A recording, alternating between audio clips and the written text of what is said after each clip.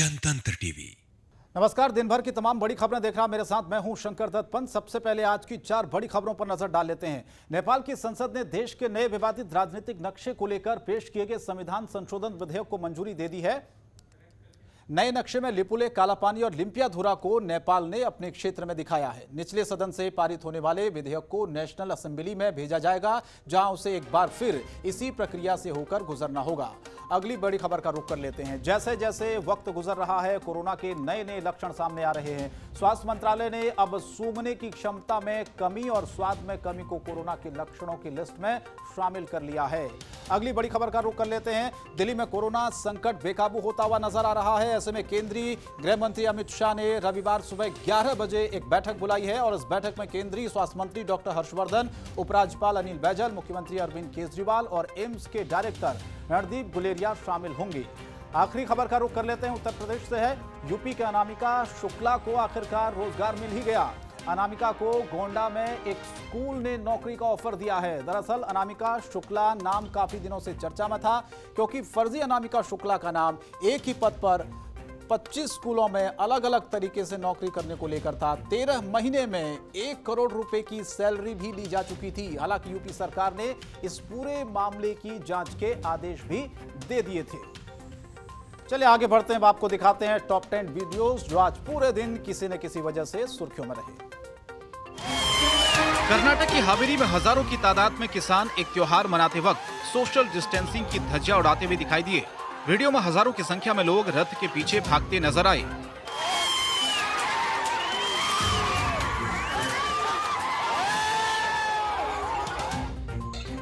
UP के झांसी में gym करने का एक चौंकाने वाला वीडियो इंटरनेट पर वायरल हो गया। वीडियो में एक जिम करने वाली मशीन अपने आप चलती दिखी, जिसका कुछ पुलिस वाले वीडियो बनाने में जुटे थे। हालांकि बाद में यूपी पुलिस ने साफ किया कि ग्रीस ज्यादा लगने की वजह से मशीन अपने आप चल रही थी।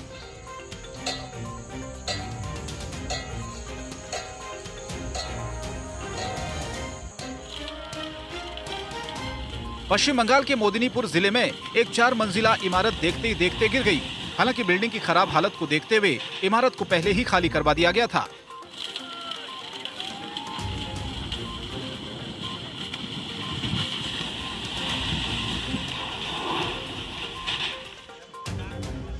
बिहार के शेखपुरा में स्थानीय लोगों ने जल जमाव की शिकायत को लेकर सड़क पर धरना दिया और प्रशासन के खिलाफ जमकर नारेबाजी की।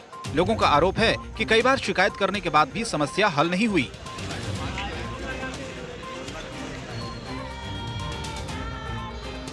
एमपी के छतरपुर में महिलाओं के अंधविश्वास का एक वीडियो सामने आया। वीडियो में महिलाएं कोरोना महामारी से बचने के लिए गांव-गांव जाकर कोरोना माई की पूजा कर रही हैं और कोरोना भजन गा रही हैं।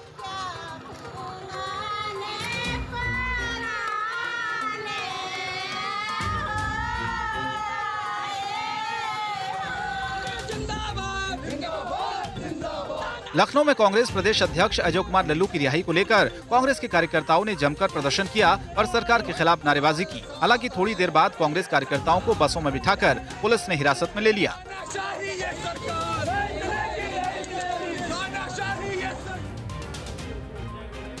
वाराणसी में धरना दे रहे कांग्रेस नेता अजय राय को पुलिस ने गिरफ्तार कर लिया। इतना ही नहीं, पुलिस धरना दे रहे सभी कांग्रेस नेताओं को जबरदस्ती वैन में भरकर थाने ले आई।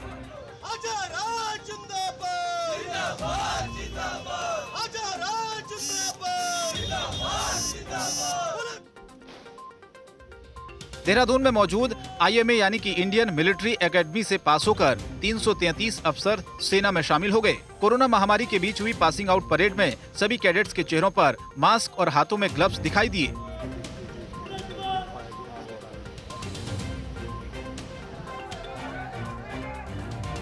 पश्चिम बंगाल के दुर्गापुर में 2 ट्रेड यूनियन समूह आपस में भिड़ गए। देखते ही देखते भीड़ इतनी ज्यादा हो गई कि लाठीचार्ज कर पुलिस ने हालात को काबू पाया।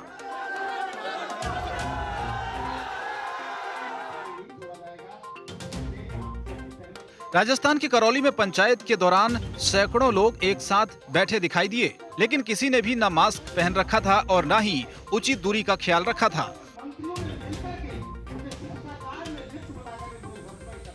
दुनिया में किस तरीके से कोरोना अपना आंकड़ा लगातार बढ़ता जा रहा है और पांव पसार रहा है, जिससे संक्रमितों की संख्या बढ़ती जा रही है। दुनिया के 188 देशों में कोरोना अपना कहर बरपा रहा है। अब तक इस खतरनाक वायरस से करीब 77 लाख से ज्यादा लोग दुनिया भर में संक्रमित हो चुके हैं, जबकि 4,28,000 से ज्यादा लोगों की मौत हो चुकी है। कोरोना से सबसे ज्यादा प्रभावित देश अमेरिका, जिसमें अमेरिका में अब तक 21,17,000 से ज्यादा जो संक्रमित हैं उनकी संख्या अमेरिका में पहुंच गई है और 1,16,000 लोगों की कोरोना से मौत हो चुकी है। सबसे ज्यादा प्रभावित देशों की सूची में ब्राजील दूसरे नंबर पर आता है। ब्राजील में अब तक 8,29,000 लोग कोरोना के संक्रमण से जूझ रहे हैं, तो वहीं 41,000 से ज्यादा लोगों की यह वायरस जान ले चुका है। जबकि रूस में 5,20,000 लोग संक्रमित हो चुके हैं और 6,829 लोगों की इस वायरस से मौत हो चुकी है। संक्रमण के मामले में भारत अब चौथे नंबर पर आ गया है। भारत में लगातार 3,10,000 से ज्यादा लोग कोरोना वायरस से संक्रमित हैं और 8,895 लोगों की इस वायरस से मौत हो चुकी है। यूके में कोरोना संक्रमण का खतरा 2,92,000 पहुंच गया है। वहीं मरने वालों की संख्या 43,481 को क्रॉस कर चुकी है। सबसे ज्यादा प्रभावित देशों की सूची में स्पेन छठे नंबर पर आता है। स्पेन में कोरोना से संक्रमित लोगों की संख्या 2,90,000 तक पहुंच गई है, जबकि मरने वालों की संख्या 27,136 हो गई है। तो देश और दुनिया आपने देखा किस तरीके से कोरोना कहर बरपा रहा है। 77 लाख संक्रमित हो चुके हैं। लगातार जो लोगों की मौत का आंकड़ा है वो बढ़ता जा रहा है। 4,28,740 लोगों की अब तक ये संक्रमण जान ले चुका है। अमेरिका की बात करें, 21,17,000 लोग इससे संक्रमित हो चुके हैं। 1,16,000 लोगों की मौत हो चुकी है। ब्राजील का हमने आपको आंकड़ा दिखाया, 8,29,000 लोग संक्रमित हो चुके हैं और 41,901 लोगों की मौत हो चुकी है। रूस में यह आंकड़ा 5,20,000 पहुंच गया संक्रमितों का, 6,829 लोगों की मौत हो चुकी है। बात अब भारत की कर लेते हैं, जहां पर तेजी से संक्रमण फैल रहा है। भारत में 3,10,000 लोग संक्रमित हैं इस कोरोना वायरस की वजह से और मौतों का आंकड़ा भी बढ़ता जा रहा है, तकरीबन 8,000 को क्रॉस कर चुका है।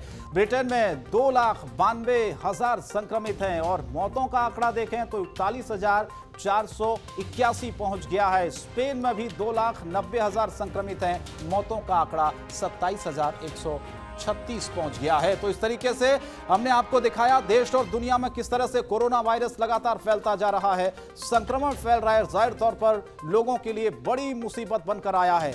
आगे बढ़ते हैं, अगली खबर है दिल्ली से, जहां पर confederation of all India traders के सर्वे में बाजार बंद करने का सुझाव आया है। दिल्ली में 88% व्यापारियों ने बाजार बंद करने का सुझाव दिया है। दरअसल CAIT ने ऑनलाइन सर्वे के जरिए दिल्ली की व्यापार संघों की एक राय मांगी थी और कोरोना बाजारों में फैलने से लगातार किस तरह से व्यापारी डरे हुए थे कि बाजार खुल रहे हैं तो कोरोना का संक्रमण फैलेगा, और इसी वजह से एक सर्वे किया गया था। उसमें तमाम जो व्यापारी थे उनकी राय ली गई थी और जो राय आई है वो तकरीबन 80% के ऊपर आई है कि क्या दिल्ली के जो बाजार हैं उनको बंद कर दिया जाना चाहिए। बढ़ते कोरोना के संक्रमण को देखते हुए 88% व्यापारियों ने बाजार बंद करने का सुझाव दिया, इस पर हामी भरी है।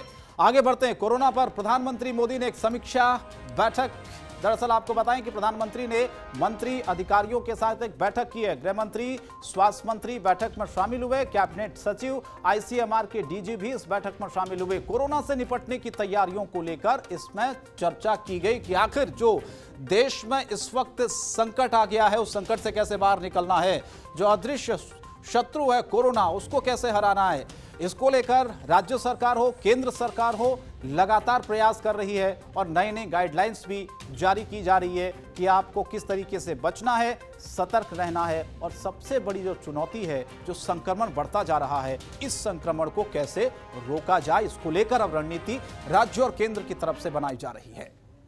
आगे बढ़ते हैं, कुछ और खबरों का रुख कर लेते हैं। नेपाली संसद में नए और विवादित नक्शे को मंजूरी दी गई है। राष्ट्रपति के पास अनुमोदन के लिए भेजने की तैयारी है। इसे नए नक्शे में लिपुलेक, कालापानी और लिम्पियाधुरा को नेपाल ने अपने क्षेत्र में दिखाया है। 395 किलोमीटर का भारतीय इलाका इसमें शामिल है। तो लगातार जो स्थिति दोनों देशों के बीच में आई है, जो नक्शे को लेकर विवाद है, आप ये देखिए किस तरह से अब नए नक्शे में लिपुलेक, कालापानी, लिम्पियाधुरा को नेपाल ने अपने क्षेत्र में दिखाया है। बड़ी खबर ये इस वक्त की, 395 किलोमीटर का भारतीय इलाका इसमें शामिल किया उसने। नेपाली संसद ने नए और विवादित नक्शे को मंजूरी दे दी है। और फिलहाल यहाँ रुक रहे एक छोटे से ब्रेक के लिए, आप कहीं मत जाएगा। ब्रेक के बाद भी नजर डालेंगे कुछ और खबरों पर।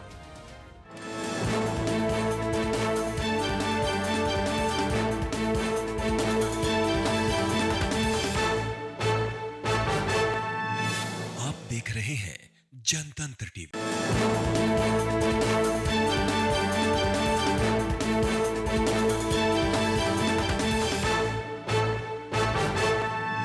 आप देख रहे हैं जनतंत्र टीवी। ब्रेक के बाद स्वागत है आपका। बढ़ते आगे, भारत के दबाव और लगन किशोर राय के बुलंद हौसलों के आगे आखिरकार नेपाल सरकार ने भारत के आगे घुटने टेके, यानी कि झुकना पड़ा उसे, क्योंकि खबर यह है कि करीब 21 घंटे बाद नेपाली सेना ने कैद में लिए गए सिविलियन लगन किशोर को रिहा कर दिया है। सोनबरसा के बीडीओ और थानाध्यक्ष ने लगन किशोर को आज सुबह उसके घर पहुंचाया। लगन के शरीर पर जख्म के निशान थे। नेपाल की बर्बरता को ये बखूबी दर्शा रहे थे कि किस तरीके से मारपीट की गई है। भले ही लगन नेपाली सेना की पिटाई की वजह से लंगड़ा हुआ था, लेकिन उसका हौसला उसी तरीके से बुलंद था। ये लगन का हौसला ही था जो नेपाली सैनिकों के सामने वो लगातार विरोध करता रहा। लगन ने बताया कि नेपाली सेना उसे बॉर्डर से उठाकर जबरन ले गई थी, जिसके बाद उस पर नेपाल में घुसने की बात मानने का दबाव लगातार बनाया जा रहा था।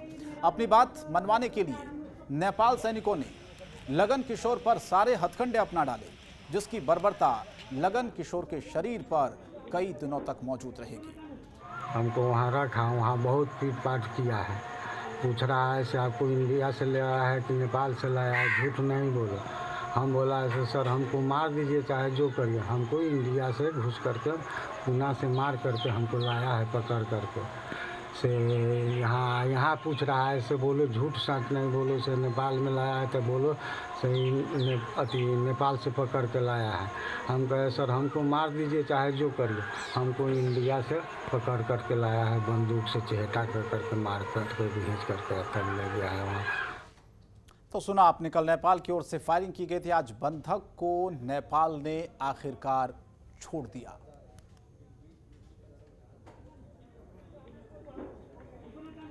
हालांकि डीजी एसएसबी कुमार राजेश ने नेपाल की ओर से हुई फायरिंग को स्थानीय झड़प के बाद मामला बताया। उन्होंने इसे तूल न देने की बात कही। क्या कहा उन्होंने, सुनवाते हैं आपको। जानकी नगर गांव के श्री लागन यादव हैं। उनकी एक बहू नेपाल की सिटीजन है।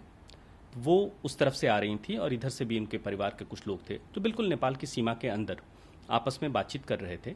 तो उस बीच में नेपाल एपीएफ के गश्ती दल ने उन्हें कहा कि नेपाल में 14 जून तक लॉकडाउन है, आप लोग जाएं यहाँ से। इस बीच में उनसे बहस हो गई और जैसा कि नेपाल एपीएफ का कहना है कि शायद वो लोग एग्रेसिव हुए जो ग्रामीण थे, और नेपाल और यहाँ के ग्रामीणों का कहना है कि नेपाल एपीएफ एग्रेसिव हुआ। तो ये दोनों वर्सन है जो अनुसंधान का विषय है। उसमें नेपाल एपीएफ के लोगों के द्वारा 15 राउंड फायरिंग की गई, जिसमें 10 राउंड तो उन्होंने, खुद उनका कहना है कि हवा में फायर की और स्थिति नहीं संभली तो उन्होंने 5 राउंड फिर फायर किया जो सामने निश्चित तौर पे एम्ड था। तो उसमें 4 लोगों को इंजरी हुई। एक को बुलेट की इंजरी नहीं है, लागन यादव, जिसको नेपाल एपीएफ ने पकड़ा। और 3 लोग जो घायल हुए उसमें एक व्यक्ति उमेश राम, उम्र 18 वर्ष, उसको पैर में गोली लगी। दूसरा व्यक्ति एक उदय ठाकुर थे, उनको भी पैर में गोली लगी। और तीसरे व्यक्ति विकेश यादव को छाती में गोली लगी। ये तीनों फिर इस तरफ आए, सीतामढ़ी आए, और सीतामढ़ी के एक निजी अस्पताल में, एक डॉक्टर वरुण हैं, उनके निजी अस्पताल में उनका इलाज हुआ, जिसमें विकेश यादव की अंततः मृत्यु।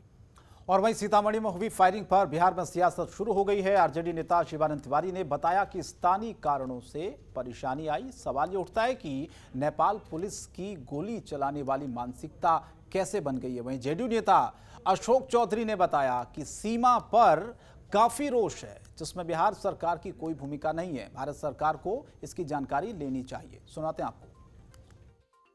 जो सीतामढ़ी में, जो बिहार में जो बॉर्डर के इलाके हैं उसमें काफ़ी रोष है। नहीं, जैसे कोई इंटरनेशनल बॉर्डर्स में तो भारत सरकार का ही भूमिका रहती है, राज्य सरकार का, क्योंकि वहाँ पे तो सब क्या नाम है, नेशनल जो इंटरनेशनल सिक्योरिटी, नेशनल सिक्योरिटी जो फोर्सेस हैं वो लोग रहते हैं। तो निश्चित रूप से इसमें भारत सरकार की भूमिका है। बिहार सरकार की कोई भूमिका नहीं है इंटरनेशनल बॉर्डर्स पर, और नेपाल तो एक इंटरनेशनल बॉर्डर है। तो हम समझते हैं कि भारत सरकार को इसके ऊपर कहीं ना कहीं संज्ञान लेना चाहिए, और बिहार सरकार भी भारत सरकार को निश्चित रूप से लिखेगा और इस बात की जानकारी भारत सरकार को देगा कि क्या वहाँ पर स्थिति। देखिए, कारण तो स्थानीय है, और लेकिन अगर इसके पीछे देखा जाए तो मानसिकता जो है नेपाल और भारत के बीच में के संबंधों में जो अभी तिक्तता आई है, कारण वो दिखाई देता है। मैंने पहली नज़र में है कि स्थानीय कारणों से झंझट हुआ।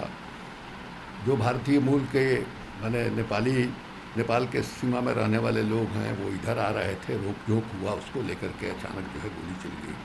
लेकिन सवाल ये है कि नेपाल पुलिस की गोली चलाने वाली मानसिकता कैसे बन गई? उसके पीछे वही कारण है जो विवाद चल रहा है। अभी जो हमारे यहाँ कैलाश मानसरोवर का रास्ता खुला, उस इलाके में जो किसके क्षेत्र में है, इसको लेकर के विवाद है।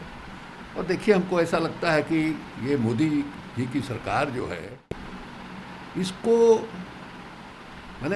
सरकार कैसे चलाना चाहिए, इसका सहूर जो है नहीं है।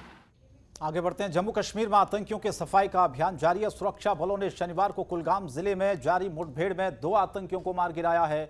कुलगाम में मारे गए आतंकियों की पहचान का पता लगाया जा रहा है। कश्मीर पुलिस ने घटना की पुष्टि करते हुए बताया है कि 2 अज्ञात आतंकवादियों को मुठभेड़ में मार गिराया गया है और आगे की जांच भी जारी है। बता दें आपको कि कुलगाम जिले के निपोरा इलाके में शुक्रवार रात मुठभेड़ हुई थी। हथियार और गोला बारूद बरामद हुआ था। इलाके में तलाशी अभियान भी जारी है। वहीं बांदीपुरा जिले में सुरक्षा बलों ने एक आईडी बरामद किया है। यह आईडी उत्तर कश्मीर जिले के बांदीपुरा श्रीनगर मार्ग पर पपचन नदीहाल के पास से पाया गया है। पुलिस अधिकारियों ने बताया कि एरिन नदी के पुल के पास मिले इस आईडी में एक छोटा गैस सिलेंडर और एक टाइमर लगाया गया था, जिसे निष्क्रिय कर दिया गया है।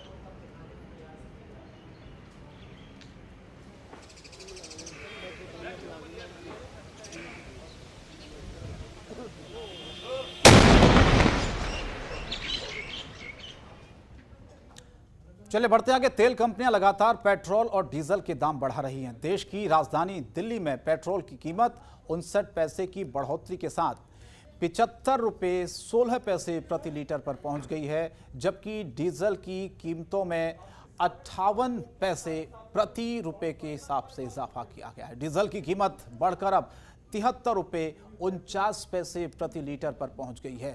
लॉकडाउन के बाद से लगातार पेट्रोल और डीजल की बढ़ती कीमतें बढ़ रही हैं। इस महंगाई से आम आदमी की जेब भी ढीली हो गई है।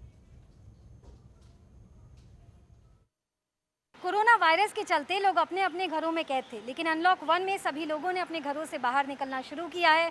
सड़कों पर गाड़ियां फिर से दौड़नी शुरू हुई हैं। इसी के संदर्भ में सरकार ने 6 दिनों में लगातार पेट्रोल और डीजल की कीमतों में बढ़ोतरी की है। आपकी जानकारी के लिए बता दें कि फिलहाल पेट्रोल की जो इस वक्त की कीमत है वो 75 रुपये 16 पैसे है, जबकि डीजल की कीमत है 73 रुपये 39 पैसे।